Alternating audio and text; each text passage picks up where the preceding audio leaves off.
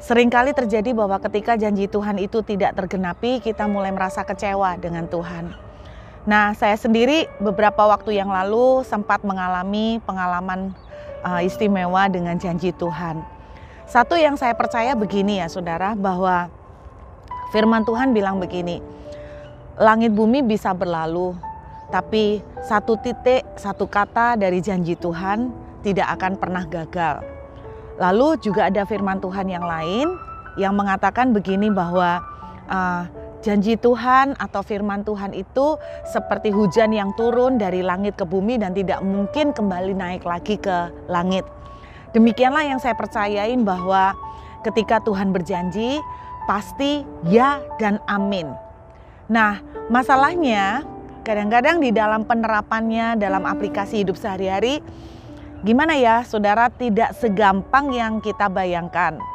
Berbicara tentang mendengar janji Tuhan, mendengar suara Tuhan, dibilang susah kadang gampang, dibilang gampang kadang susah. Saya sejujurnya sampai hari ini juga masih terus belajar, dan kita akan terus belajar sampai nanti kita ketemu dengan Tuhan. Saudara, kenapa? Karena Tuhan seringkali berbicara melalui roh yang Dia taruh di dalam kita. Sedangkan kita tuh tinggal di dalam badan dengan daging yang fana. Masih ada unsur emosional, masih ada unsur free will, masih ada unsur logika. Sehingga kadang-kadang kita menangkap janji Tuhan itu bisa salah gitu kan. Karena ada faktor daging kita yang ikut bekerja dan berperanan. Nah, izinnya mungkin saya sharing dari pengalaman mengenai janji Tuhan saudara. Jadi beberapa waktu yang lalu saya secara pribadi mendapatkan satu janji Tuhan.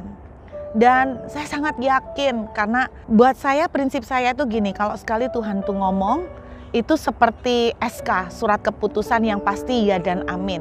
Nah, kemudian dalam perjalanan saya melangkah, melakukan sesuatu, dan singkat cerita sampai babak belur, sampai bonyokan semua, sampai capek, sampai saya merasa benar-benar over. Dan ternyata saya merasa bahwa apa yang Tuhan janjikan kok nggak terjadi. Itu yang saya rasakan saudara. Kemudian saya mulai kecewa dengan Tuhan. Saya mulai kecewa, kenapa Tuhan tidak menepati janji? Salah saya di mana? Saya merasa saya sudah melakukan semuanya. Sudah puasa, udah tengking-tengking, sudah deklarasi, udah doa apa lagi saudara? Saya sudah sampai kehabisan semua cara yang bisa saya bayangkan. Nah, beberapa waktu yang lalu seorang teman juga menghubungin saya dan curhat dan sharing untuk bisa saling bertukar pendapat. Nah, dia cerita bahwa 5 tahun yang lalu Tuhan itu berbicara kepada dia dan keluarganya untuk dia itu hijrah ke satu negara. Singkat cerita, akhirnya beberapa bulan yang lalu dia mewujudkan itu, dia berangkatlah untuk hijrah, untuk pindah ke negara tersebut.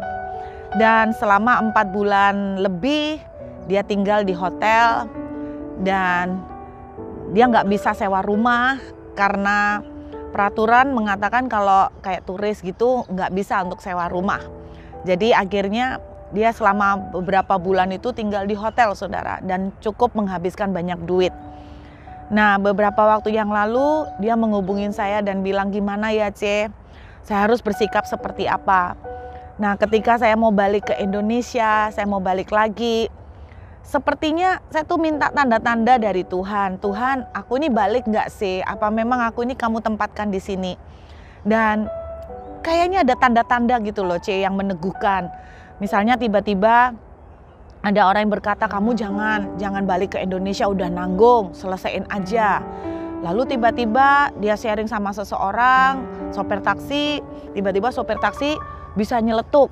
Iya, kamu jangan sampai kayak Yunus yang lari ke Niniwe sehingga kamu nanti ditelan ikan. Nah, dia tuh bingung saudara. C, sebetulnya yang mana yang harus saya lakukan? Apakah memang ini benar Tuhan itu suruh saya untuk hijrah dan saya balik enggak? Karena terus terang saya sudah babak belur semuanya. Sekarang saya sudah capek, dengan banyak hal pengeluaran dan income dari pekerjaan saya di Indonesia sudah tidak nutut dan sebagainya. Memang Tuhan menyediakan tepat waktu apa yang saya perlukan, Tuhan sediakan. Tapi terus terang saya tuh mengalami mental breakdown, kayak apa ya, kayak peperangan batin yang melelahkan sekali. Nah itu kayak gimana, C? Saya pengen sharing saudara dari Kejadian pasal 16. Kita akan lihat ayat 1 sampai dengan ayat 2. Adapun Sarai istri Abram itu tidak beranak, ia punya seorang hamba perempuan orang Mesir, Hagar namanya. Berkatalah Sarai kepada Abram, engkau tahu Tuhan tidak memberi aku melahirkan anak. Karena itu baiklah hampiri hambaku itu, mungkin oleh dialah aku dapat memperoleh seorang anak. Dan Abram mendengarkan perkataan Sarai. Saudara, Sarai itu mendapatkan janji Tuhan bahwa dia akan dikasih keturunan. Nggak gampang loh saudara untuk menunggu 25 tahun, apalagi bagi seorang wanita yang sudah menopause, sudah tua. Secara pribadi itu mungkin nggak. Tetapi kita tahu pada akhir ceritanya bahwa memang Sarah akhirnya hamil, dikaruniai keturunan. Tetapi perjalanan 25 tahun itu loh yang paling nggak enak. Nah saudara, apa yang dilakukan oleh Sarah? Nah saya berdoa ini juga akan menjadi pengalaman buat kita semua. Jangan sampai mengikuti kesalahan yang pernah saya lakukan beberapa waktu yang lalu. Jadi begini saudara, saya yakin kalau Tuhan udah janji, ya dan amin, pasti dia tepatin. Tapi beberapa hal yang kita perlu perhatikan. Yang pertama itu gini, saudara harus tahu bahwa kalau Tuhan yang berjanji, maka Tuhan pula yang akan menggenapinya. Kalau Tuhan yang berjanji, maka Tuhan yang akan memikirkan caranya bagaimana untuk menggenapinya. Bukan saudara dan saya yang bingung, yang setengah mati sampai babak belur mengupayakan untuk menggenapi janji itu. Nah saya ngomong sama teman saya bilang begini, Tuhan kan memang ngomong sama kamu 5 tahun yang lalu untuk hijrah ke negara itu. Tetapi persoalannya beberapa bulan yang lalu ketika kamu dan keluarga memutuskan untuk berangkat ke sana, apakah memang itu udah timingnya Tuhan? Kan Tuhan tidak pernah ngomong begini, aku mau kamu pindah. Tapi kan Tuhan tidak pernah ngomong, oke, tanggal sekian, bulan sekian, tahun sekian. Jadi apakah kamu yakin bahwa timingnya, waktunya memang kamu harusnya udah berangkat? Jangan-jangan kita itu berusaha untuk merealisasikan itu dengan kekuatan kita, sehingga kita bonyok sendiri saudara. Nah yang dilakukan oleh Sarah, logikanya mulai dipakai. Nah saudara, ada seorang teman mengatakan begini bahwa kita itu kalau belajar Alkitab, mestinya jangan ditafsirkan. Jangan ditafsirkan itu gimana? Maksudnya jangan ditafsirkan itu artinya jangan memakai logika atau frame yang sudah ada di otak kita pakai ke situ. Contoh gini ya saudara, contoh. Kayak misalnya kita membaca kisahnya Ruth. Ruth itu datang ke Boas, menyingkapkan selimut lalu di kakinya Boas. Kalau kita pakai apa yang ada, pengetahuan yang udah ada di otak kita, maka kita akan berkata, wah ini perempuan agresif, ini perempuan gak sopan. Jadi kita gak bisa yang namanya menafsirkan Alkitab, kata seorang hamba Tuhan. Nah terus gimana? Kita harus memahami Alkitab. Maksudnya memahami gimana? Jadi bukan pakai pengetahuan yang kita punya, framework yang kita udah punya, knowledge atau apa ya, otak yang kita pakai. Tetapi kita harus mengembalikan lagi kepada Alkitab itu sendiri. Saya masih bingung waktu diterangkan begitu. Gimana caranya? Contohnya gini, misalnya, wah kenapa Ibu Ruth hari ini pakai baju hitam? Lalu saudara mulai berandai-andai. Oh mungkin karena hari ini dingin. Kemudian dia berharap dengan hitam bisa menyerap panas supaya lebih anget. Nah mungkin saudara interpretasinya seperti itu. Nah itu yang namanya menafsirkan. Nah dia bilang kalau Alkitab nggak bisa ditafsirkan, harusnya dipahamin. Jadi kamu supaya ngerti, ya jangan berandai-andai pakai otak kamu sendiri, pakai pemahaman kamu. Kamu datang ke Bu Ruthnya, tanya, Bu Ruth, kenapa Bu Ruth pakai baju hitam? Ya mungkin saya akan jawab gini, ya karena baju yang ada yang ini yang saya ambil. Nah, itu yang saya bilang. Misalnya seperti itu, saudara. Jadi waktu Sarah itu mendengar janji Tuhan bahwa dia akan mendapatkan anak, dia mulai mengaplikasikan dengan rasionya. Yang mengatakan bahwa aku nggak mungkin punya anak. Mungkin aku akan dikasih Tuhan anak dengan cara melalui rahim dari perempuan yang lain. Nah, disinilah Sarah itu mencoba membantu Tuhan.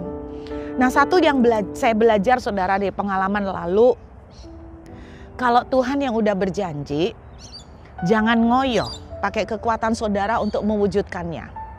Contohnya begini, kalau Tuhan udah berjanji bahwa Tuhan akan memberkati saudara, saudara nggak, dan saya nggak perlu sampai menginterpretasi tiba-tiba, oh kayaknya gua ini baru bisa diberkati kalau rumah gua terjual.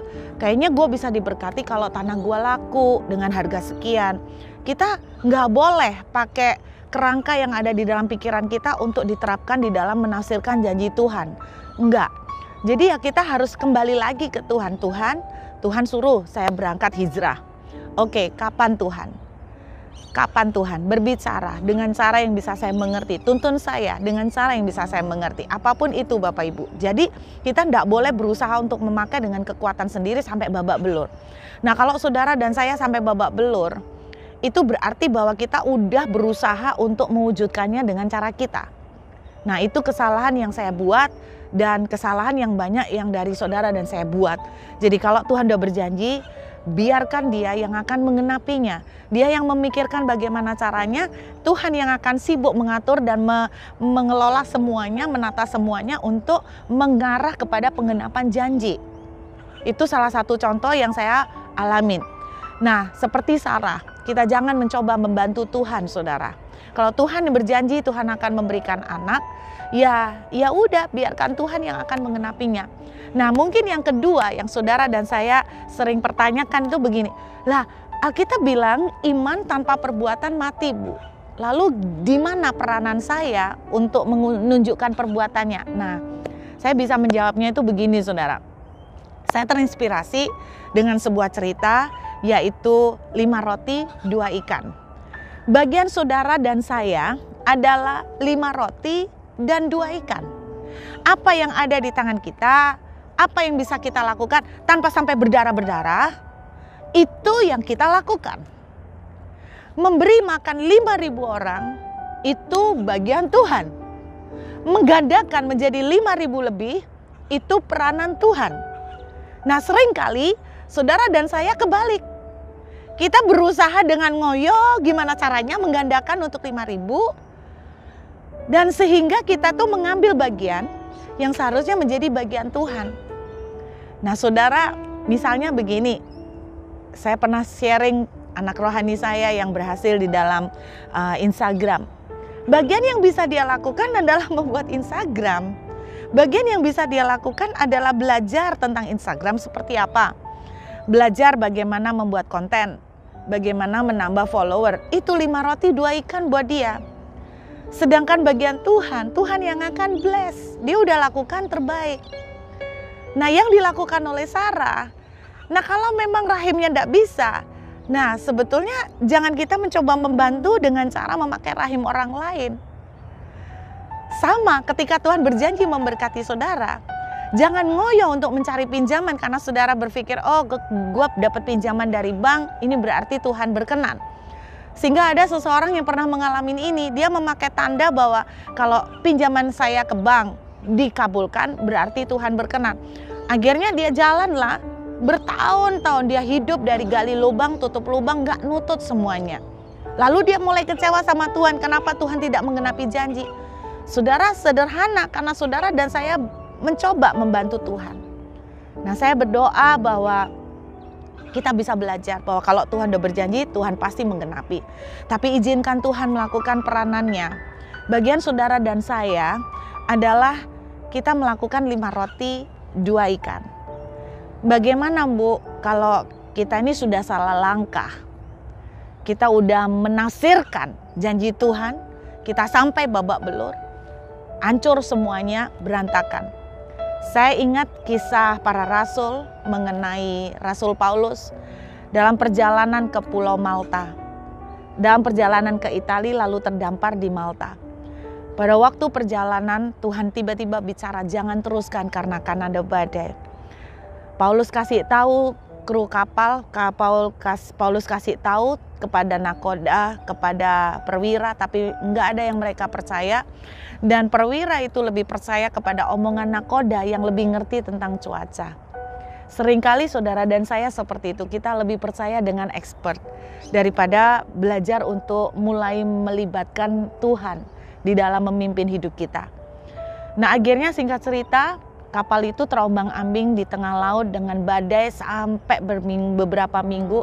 Sampai Alkitab menuliskan mereka seperti mau mati rasanya karena mereka sudah pesimis, mereka tidak makan berhari-hari, mereka lemah, mereka menjadi lemas. Saudara, mungkin itu yang saudara alami ketika kita mengambil keputusan yang salah, kita sampai lemes, kita sampai seperti mau mati, kita sampai berpikir apa bisa aku selamat nggak ya, apa masih ada harapan, mungkin itu yang kita rasakan.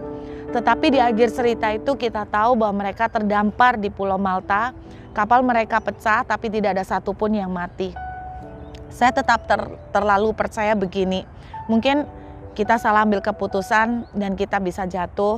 Tapi saya yakin kalau kita masih berharap sama Tuhan, orang benar tidak akan benar-benar tergeletak ya Bapak Ibu. Saya percaya akan tetap bangkit lagi. Di Malta banyak terjadi mujizat, pertobatan, kesembuhan. Dan waktu mereka balik dari Malta, mereka mendapatkan kembali penebusan yang namanya mereka diganti kapal mereka yang baru oleh orang-orang Malta. Karena ternyata orang Malta itu kaya-kaya saudara. Terus kemudian mereka masih dapat dikasih uang banyak sehingga Rasul Paulus itu waktu ke Italia dia harus kontrak rumah selama menjalani persidangan di sana. Semuanya didanain semua oleh orang-orang di Malta karena mereka kaya, mereka merasa terberkati. Jadi saya tetap percaya begini, kalaupun kita udah salah mengambil keputusan, iya memang kita harus tetap menghadapi resiko, diombang-ambingkan badai, ketakutan, kita sampai lemes, sampai kita tetap harus mengalami resiko seperti mereka, kapal mereka pecah. Dan mungkin ada beberapa saudara yang sampai kapal saudara pecah. Tetapi saya yakin kalau kita tetap berharap dan jangan menyerah dan jangan kecewa dengan Tuhan. Malta itu artinya penundaan saudara. Malta pun akan membawa berkat, akan tetap bisa menjadi berkat.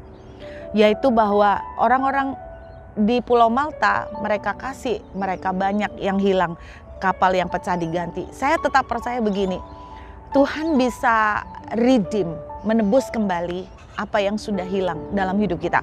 Walaupun tetap tidak enak ya saudara, melalui badai itu tetap tidak enak. Kalau disuruh milih ya tetap walaupun diganti, tetap lebih milih nggak usah pakai badai lah dalam skenarionya. Kalau boleh milih seperti itu. Nah, jadi artinya mereka tetap mengalami pengembalian. Jadi Tuhan itu bisa mengganti apa yang hilang. Sempat anak saya pernah ngomong begini, tapi dalam cerita itu mah ada satu yang tidak bisa diganti dong. Apa? Waktu.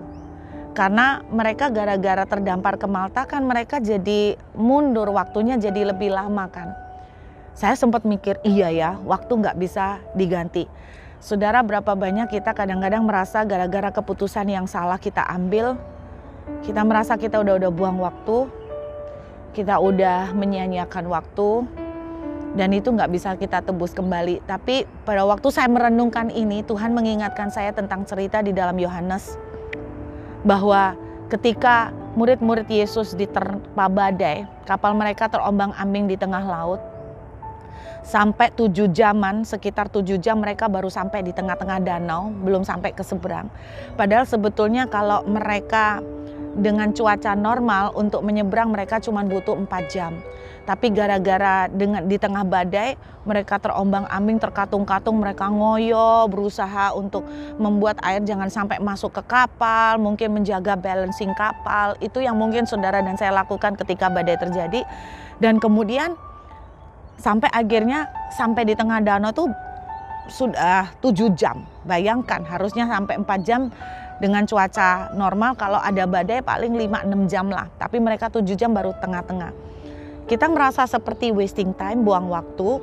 Tapi yang saya diingatkan Tuhan dari cerita itu adalah begini, bahwa waktu Yesus mulai naik ke atas perahu, Alkitab menuliskan begitu, maka seketika itu juga perahu itu sampai ke seberang. Saya melihat bahwa ini cerita tentang teleport yang saya temukan di Alkitab. Jadi ternyata di Alkitab pun sudah ada teleport, saudara. Jadi memindahkan orang dalam waktu sekejap. Dalam seketika mereka udah pindah ke seberang. Di situ Tuhan memberikan satu rema bahwa sekalipun waktu kita sepertinya kita udah terbuang gara-gara kita ngambil keputusan yang salah, tapi saya tetap yakin bahwa Tuhan bisa redeem the time. Tuhan bisa menebus waktu. Yang tadinya kita merasa buang waktu, ternyata waktu kita jalanin kita jadi cepat. Tidak ada yang mustahil buat Tuhan. Tetapi bagian saudara dan saya hari ini adalah jangan terus tinggal di dalam penyesalan, jangan terus tinggal di dalam kekecewaan. Saudara akan semakin berputar-putar. Kalau kita udah salah, bangkit, kita minta ampun, kita mulai cari Tuhan, mulai lagi minta kekuatan untuk menghadapi badai, terus mendekat dengan Tuhan. Saya percaya bahwa ketika Tuhan izinkan kita ada di Malta, di tempat transisi pun, Tuhan akan bisa mengubahnya menjadi sebuah kebaikan yang luar biasa. Tuhan bisa redeem the time, Tuhan bisa redeem, menebus apa yang sudah hilang dalam hidup saudara dan saya. Saya berharap bahwa ini akan menjadi kekuatan buat kita semua. Ayo jangan menyerah saudara. Tuhan Yesus tetap hidup sampai sekarang dan sampai selama-lamanya. Tuhan memberkati.